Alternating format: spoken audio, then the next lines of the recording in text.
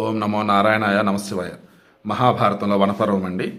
ఇందులో వచ్చేసి భీముడికి అదేవిధంగా అర్జునుడి మన ధర్మరాజుకు మధ్య జరుగుతున్న సంవాదం. సో అర్జునుడు చెప్తూ ఉన్నాడు, ధర్మాన్ని అతిక్రమించి రాజ్యాన్ని శాసించడం మరణం కంటే ఎక్కువ దుఃఖాన్ని కలిగిస్తుంది. భీమసేన, ఆనాడు జోదం సమయంలో నీవు నా 2 చేతులను తగలబెట్టాలనుకున్నప్పుడు నిన్ను అర్జునుడు నివారించారు. అప్పుడు నీవు శత్రువులను కొట్టడానికి గద మీద చేయి వేశావు. అప్పుడు నీవు అలా చేసి ఉంటే ఎంతటి అనర్థం జరిగి ఉండేది. పురుషార్థాన్ని తెలిసిన నీవు నేను ప్రతిజ్ఞ చేయటానికి ముందే ఈ మాటలు ఎందుకు చెప్పలేదు?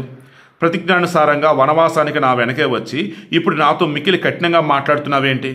సో మనలో చాలామంది చేస్తే పెద్ద తప్పు ఇదేనండి.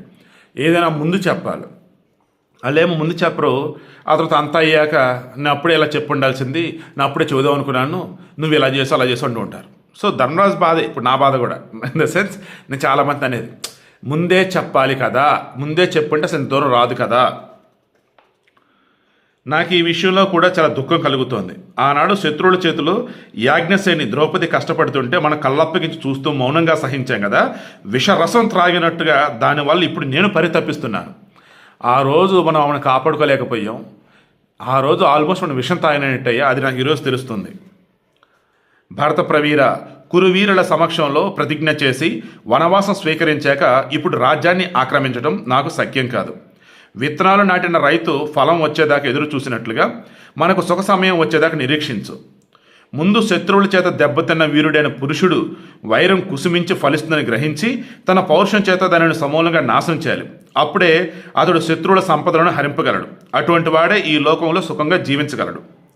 అటువంటి వీర పురుషుడు లోకంలో సంపూర్ణ సంపదను పొందుతాడు. అటువంటి వాడికి శత్రువులు వంగి నమస్కరిస్తారు. త్వరలోనే అతనికి మిత్రులు ఏర్పడతారు. దేవతలు ఇంద్రుని సేవించినట్లుగా మిత్రగణం అతడిని ఆశ్రయిస్తుంది. భీమసేన, నా ఈ సత్యమైన ప్రతిజ్ఞను గ్రహించు.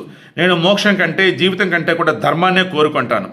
రాజ్యం, పుత్రులు, యశస్సు, ధనం అన్నీ కలిసిన సత్యంలో 16వ వంతుతో కూడా సమానం కావు. సో ఏమంటున్నాడండి, నా ఈ సత్యమైన ప్రతిజ్ఞను గ్రహించు. నేను మోక్షం కంటే జీవితం కంటే కూడా ధర్మాన్నే కోరుకుంటా. ఈ బ్రతుకున్న రోజులలో ధర్మమే నాకు కావాలి. రాజ్యం, పుత్రులు, యశస్సు, ధనం అన్నీ కలిసినా సరే సత్యంలో, ధర్మంలో 16వ వంతు కూడా సమానం కావయ్యా. అటువంటి ధర్మాన్ని నేను వేడనయ్యా అంటున్నాడు.